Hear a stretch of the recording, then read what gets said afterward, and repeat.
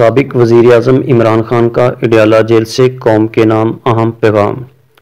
مجھے اللہ پر پورا یقین ہے کہ 2025 اس قوم کے لیے حقیقی آزادی کا سال ہوگا۔ رجیم چینج کے بعد ملک کی معیشت تباہ ہو کر رہ گئی ہے، کاروبار بند ہو رہے ہیں اور نیا سرمایہ آنے کی بجائے صنعت کار اپنی انویسٹمنٹ نکال رہے ہیں۔ معاشی ترقی کے لیے سرمایہ کاری کی ضرورت ہوتی ہے۔ معیشت کی اس بدحالی کی 4 بنیادی وجوہات ہیں۔ عمران خان صاحب کہتے ہیں نمبر 1، ملک میں قانون کی حکمرانی، رول آف لا کا خاتمہ۔ وہ کہتے ہیں ملک سے قانون کی حکمرانی ختم ہو چکی ہے، قبر میں پہنچ چکی ہے۔ ملٹری کورٹ سے سویلینز یعنی سیاسی قیدیوں کو سزائیں دلوا کر سپریم کورٹ کے آئینی بینچ نے اپنا منہ کالا کیا ہے۔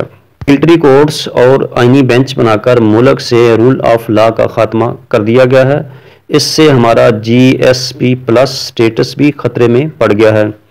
ملٹری کورٹس کی سزاؤں کے بعد پاکستان میں قانون کی حکمرانی کا مکمل طور پر خاتمہ ہو چکا ہے اور اب بیرونی سرمایہ کاری ایک خواب ہے، کیونکہ جس ملک میں قانون کی حکمرانی کا جنازہ اٹھایا جا چکا ہو وہاں کوئی سرمایہ کاری کرنے کو تیار نہیں ہوتا۔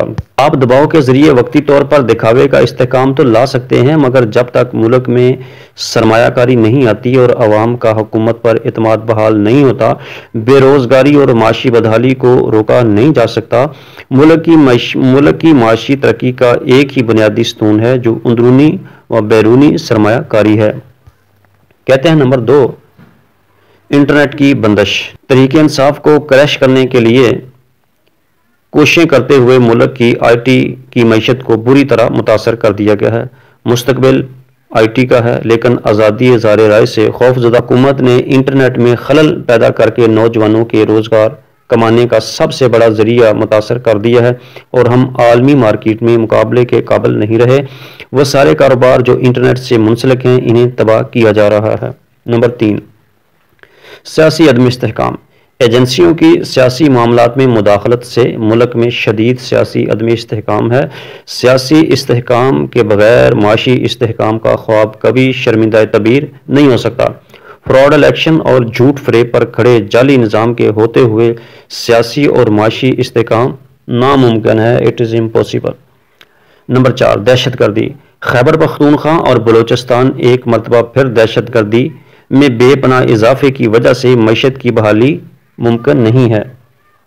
میں 20 سال سے کہہ رہا ہوں کہ ملٹری آپریشن مسائل کا حل نہیں، آپ کو دہشت گردی کے مسئلے کو حل کرنے کے لیے دیر پاس سیاسی حل نکالنا ہوگا، ورنہ دہشت گردی کے نسور کا جڑ سے خاتمہ ناممکن ہے۔ مجھے افسوس ہے کہ D G I S P R نے اپنی پریس کانفرنس میں دھڑلے سے جھوٹ بولا ہے۔ کل عدم ٹی ٹی پی کے لوگوں کی دوبارہ آبادکاری کی تجویز خود جنرل باجوہ نے تحریک انصاف دور میں کابینہ کے سامنے پیش کی تھی، جس پر مراد سعید، نور اللہ قادری اور قبائلی علاقوں اور مالاکنڈ سے تعلق رکھنے والے اراکین اسمبلی نے اس کی شدید مخالفت کی تھی۔ ہم نے اس وقت بھی کہا تھا کہ مقامی آبادی کو اعتماد میں لیے بغیر اٹھایا جانے والا کوئی بھی قدم دیر پا حل کی طرف نہیں لے جائے گا۔ کابینہ کے بعد اس وقت کی اپوزیشن کو بھی فوج اور سیکورٹی ایجنسیوں کی طرف سے بریفنگ دی گئی تھی۔ ہماری حکومت کے خاتمے کے بعد پی ڈی ایم حکومت کو بریف کیا گیا تھا۔ اکتوبر 2021 میں جنرل فیض کا تبادلہ ہو گیا اور اس کے بعد کبھی یہ معاملہ ہمارے سامنے نہیں اٹھایا گیا، نہ اس پر ہمارے دور میں عمل ہوا۔ اگر آبادکاری سے ہی دہشت گردی میں اضافہ ہوا ہے تو مغربی بارڈرز کے پار بمباری کیوں کی جا رہی ہے؟ بلوچستان میں دہشت گردی میں مسلسل اضافے کی وجہ سے حالات قابو سے باہر ہیں۔ اس کا ذمہ دار کون ہے؟ کنویں سے پانی نکالتے رہنے سے کوئی فائدہ نہیں ہوگا۔ مستقل حل کے لیے اپنی کوتاہیوں اور ناکام پالیسیوں کا نہ صرف اعتراف کرنا ہوگا بلکہ تصحیح بھی کرنا ہوگی۔ آئی ایس پی آر کو جواب تو ملٹری کورٹس پر بھی دینا چاہیے تھا۔ کون سا قانون آپ کو جج، جیوری اور خود ہی جلاد بننے کی اجازت دیتا ہے؟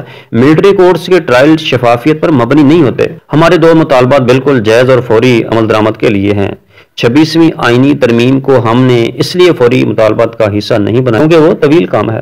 حکومت اگر مذاکرات کے حوالے سے سنجیدہ اقدامات نہیں لیتی تو ہماری ترسیلات زر کے بائیکاٹ کی مہم پورے زور سے جاری رہے گی۔ نواز شریف اب صرف سیاست کا 12واں کھلاڑی ہے۔ 9 مئی ایک پری پلان آپریشن تھا جس کی وجہ سے تمام مقامات کی سی سی ٹی وی فوٹیج جان بوجھ کر غائب کر دی گئی۔ مجھے 9 مئی کو کالر سے پکڑ کر، ڈنڈے مار کر اور گھسیٹ کر اسلام آباد ہائی کورٹ سے اغوا ہی اس لیے کیا گیا تھا تاکہ عوام رد عمل دیں۔ اس دن بھی ہمارے 25 لوگ شہید ہوئے، سینکڑوں زخمی اور 4 لوگوں کو اپاہج کیا گیا۔